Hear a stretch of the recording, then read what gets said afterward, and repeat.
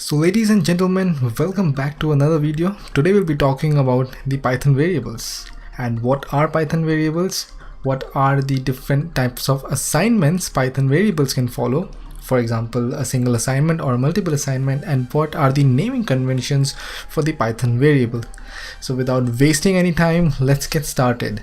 So first thing, you have to shoot up your Python notebook. So we use Jupyter Notebook. So let me just type the Jupyter Notebook. So I type the Jupyter Notebook and I have to click enter, and it will render the Jupyter Notebook on my Chrome browser. So without wasting much time, we'll click on new, we'll go to Python 3. And now when you go here, the first thing now is, what exactly is a variable? So basically a variable is something that stores information. For example, so we can take basically a bucket that basically stores water. So here water could be the data, and your bucket could be something which you would like to throw your things in. So basically whenever you look at your bucket, you are having water in it. Similarly, if you have a variable x will have some data, for example an integer or a string.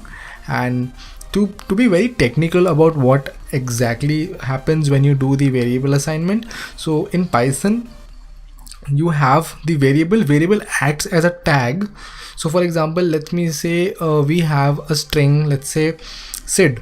So Sid is stored in some memory number, so let's say a 6-digit number, right? So a Sid is stored in a 6-digit number, and that number is the address memory.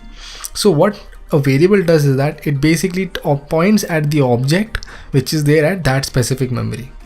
Whereas in C and Java, the variable basically points towards the address, and then at that address you get the variable. So the reason why Python is mostly used when compared to Java and Objective-C is that the Python basically has a better optimization in terms of memory.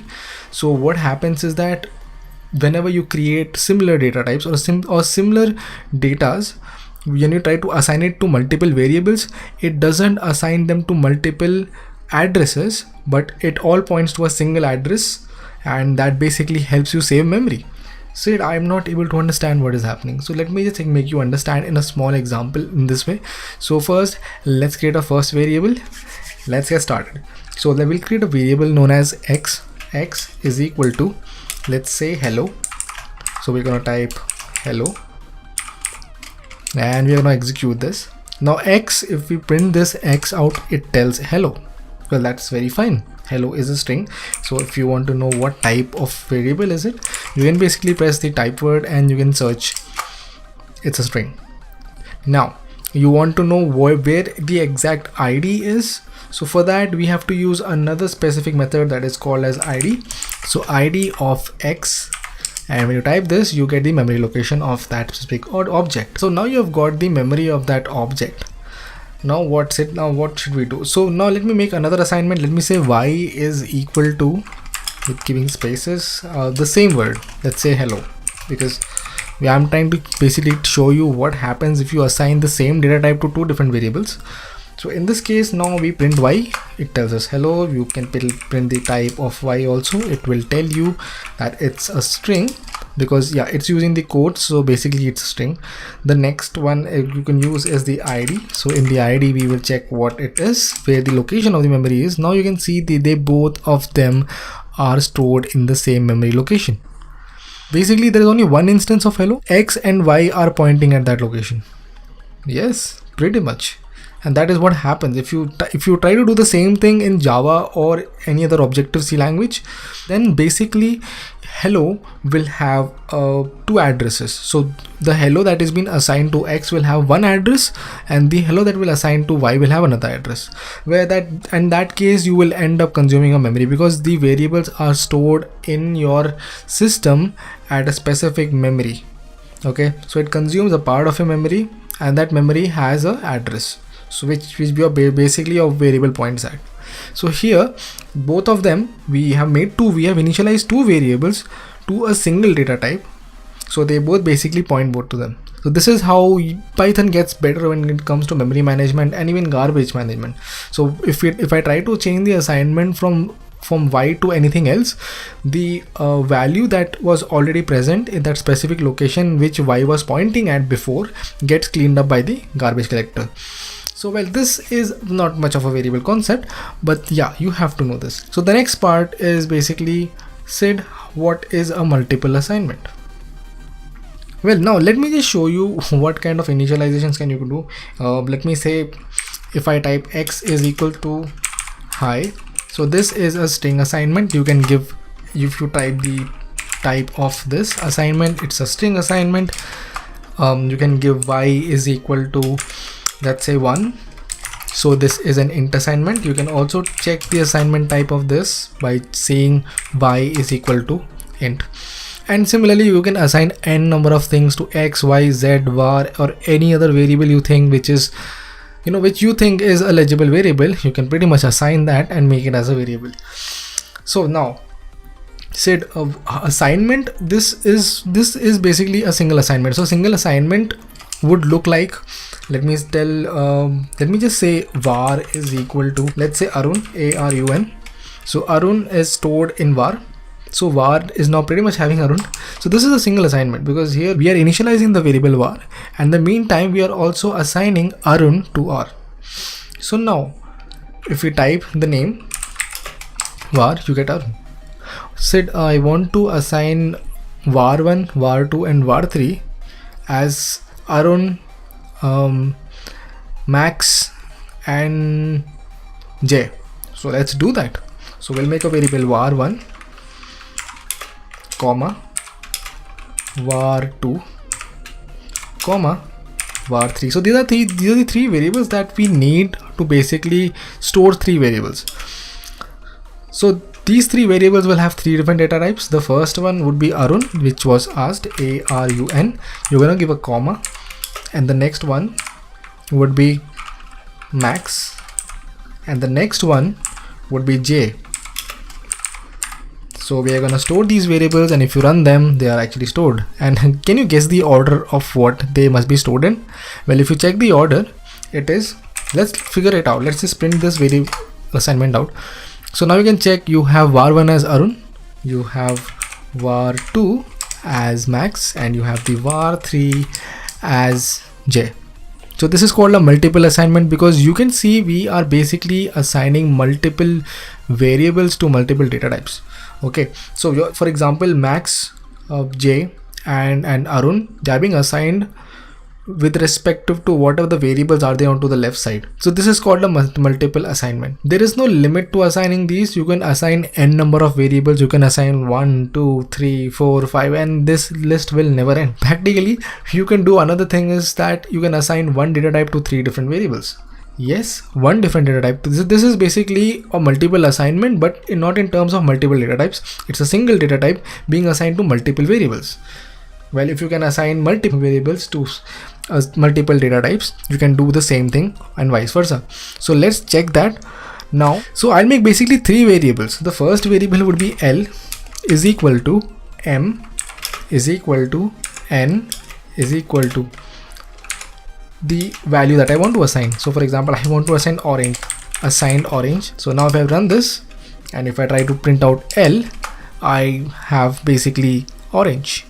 And what about M and N? So we're gonna print M and N together. Let's see what we get. We get orange and orange. So basically L, N, M, these three are having oranges. So now orange has been assigned to three different variables. So now you get how variables are working in Python. Isn't it amazing that you could do multiple assignments? But the most conventional way, people try to do a single assignment because it just looks more neat. I mean, if you try to figure it out, if you are reading someone's code and you find this, it is yet neat, but people prefer using single assignments. Now the next part of this video will talk about what kind of rules you should follow for basically writing down a variable name. Variable name, I'm telling you, this is the most important part, guys.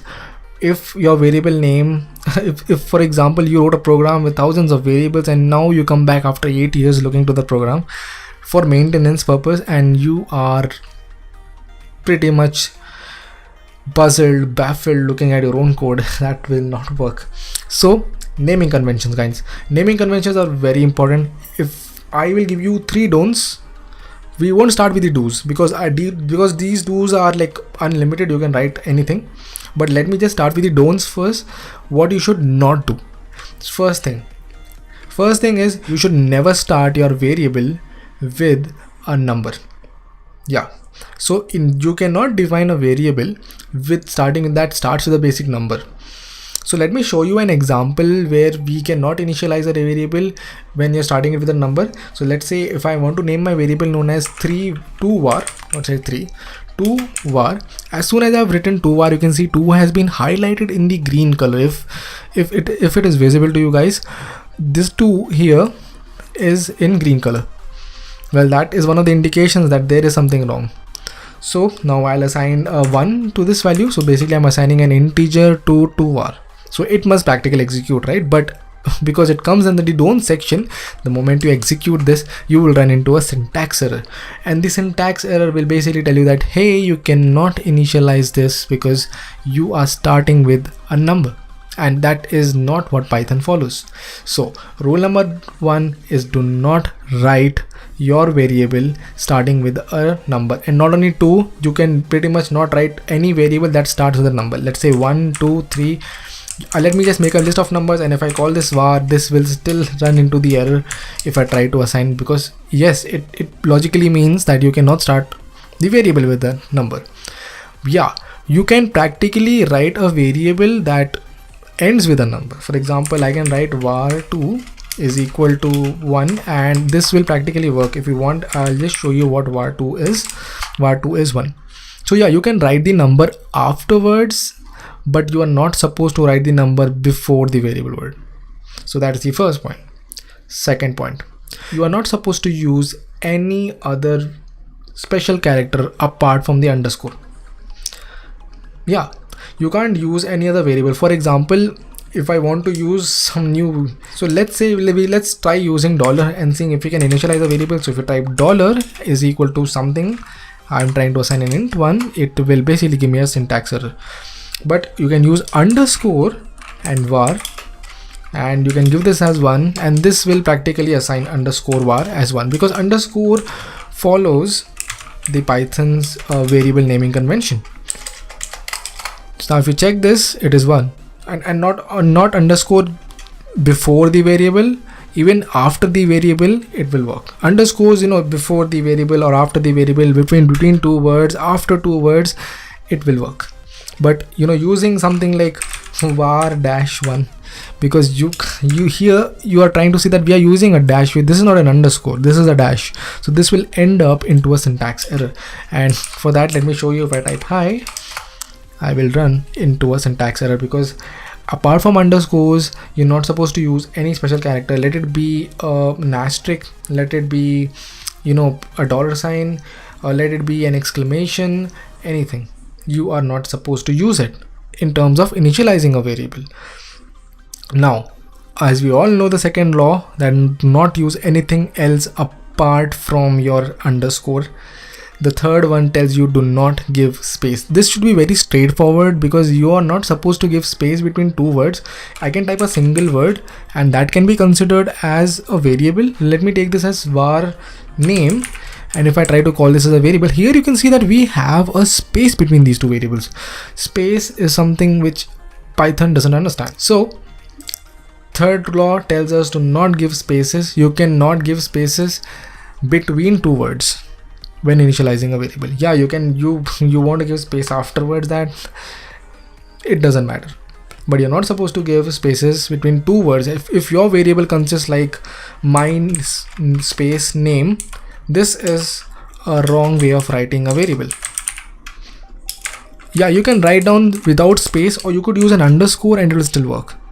And even if you use a number after this, for example, my name 123, this also follows the law of writing a variable. Okay, so 3 important rules. First rule is to not use a number before a variable. Rule number 2 tells you to not use any other special character apart from the underscore. And rule number 3 tells you to not give a space between 2 variables. So these are the 3 rules for writing Python variables. and to basically follow the Python variable convention so that you don't run into syntax errors quite frequently. So as you have seen that we have given all the, so now after knowing all of these three don'ts, now you can pretty much have all the do's. So basically you can type anything. If you are not following these three rules that I have given, you will run into syntax errors. But if you follow these three rules that I have given, the don'ts, and if you try to make any variable, you can successfully make a variable. But if you try to break one of the don'ts that I've given, then you might run into a syntax error. Now, the next thing is we have completed multiple assignments. We have completed what are variables. We have completed what are multiple assignments, what are single assignment. We have completed what are the don'ts of. We have basically gone through the don'ts of the naming convention for a variable, and now we will go through what are the do's for it. So in the do's, we basically follow. Now any random coder would practically write something like, let's say if I want to store someone's age, so I'll write down var _123 var 5 is equal to, and that person's age, so let's say his age is 18. Well, that will also work, but can you imagine that variable is so long, and if I see that variable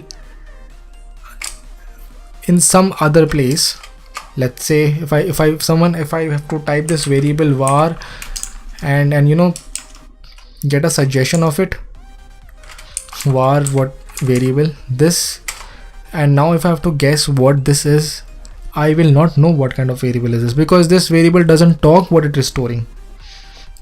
First thing, make sure to write down a good code, you always have to make sure that you're writing the variable that basically tells what it is trying to store. So for example, if I'm trying to store someone's age, which is 18, I would try to use a variable for that. For example, I would use anything but it tells me, it is short and you can understand it at the very first glance. Rule number 1, snake case, which is very important, and snake case consists of no capital letters, it consists of no spaces, it doesn't consist of any word starting with a number, it only consists of small case, lowercase words with, for example, if you have more than one word, you would give it an underscore. Underscore, how? Well, it works like this. For example, let's say var underscore age. Well, this variable storing basically 18 as an age is fine. So if any time I have to check var and see what I have to store, it is var age, I know that it is some variable that is storing an age. Well, for example, said you can use the same name for multiple assignments. For example, you could assign 18 to var age, but it would basically, my code would saturate up at a point of time. I cannot use var age much of the time. So basically you would end up using age underscore 1, age underscore 2, age underscore 3, age underscore 4. Well, this happens, but Python is also case sensitive.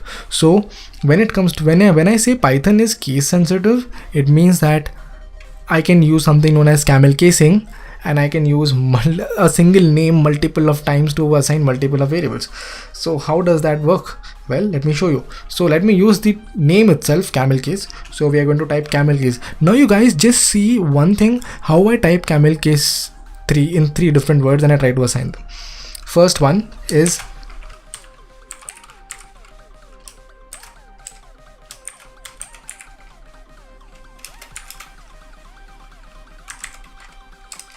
so this is camel case.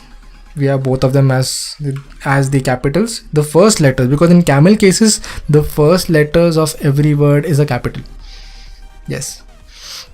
The next one I am going to write as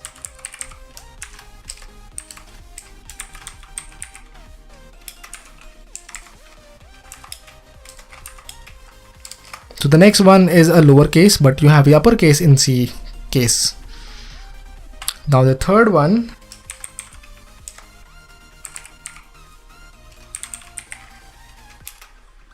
we're going to assign this as 20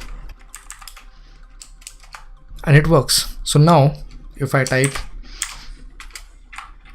camel case comma The next one, this is camel case, and the third one where I have C capital. So we have camel case. So as you can see, Python is case sensitive. It is storing camel cases. The words are same, but just because of the change of the capitalization, it basically tells Python things that these three words are different. So this is what makes Python case sensitive. I mean, you can basically capitalize each word in that and make a different variable. So this is why Python is very case sensitive. So guys, if you have liked this video about the variables and you think you have learned enough about the variables, you feel that this video is short enough to tell you about the whole story of Python variables, well, I've covered up everything that you should know when you're making a variable. So in the next video, I'll cover up something known as data types. And if you guys are new to this video, please subscribe, like and share, and let people know that these kind of videos are there. So until then, I'll see you at the next video.